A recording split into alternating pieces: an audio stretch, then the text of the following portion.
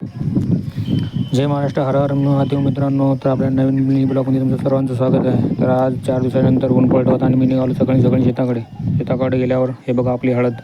एक हळदीचा व्ह्यू घेतला. कसं एकदम बेस्ट हळद दिसत आहे ना.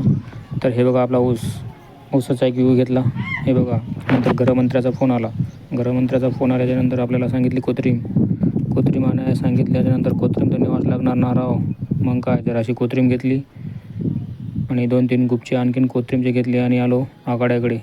हे बघा सीताफळ आपल्या झाडाला कसे बेस्ट लागलेले आहेत, एकदम छानपैकी. हे बघा कसे मोठे मोठे झालेले आहेत. नंतर फुलं घेतले.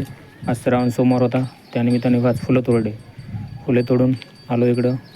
मग 5 फांटे घेतले आंब्याचे झाडाचे, म्हणजे आपल्याला घट बसवायचा होता. नंतर 5 फांटे घेतले. हे बघा आपण वेल लावले होते पावसाळ्यामध्ये सुरुवातीला, कारल्याचे वेल आणि दुसरे 2-3 वेल लावले होते. कसे छानपैकी वेल आलेले आहेत.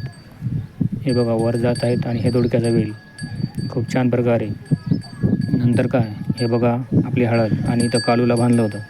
कालूला बांधल्याच्यानंतर इकडं तिला आपल्या नंदीला चारा टाकला. इकडं गौमाताला चारा टाकला. हे बघा आपल्या आकडा एकदम छानपैकी सकाळी सकाळी कसा दिसतोय.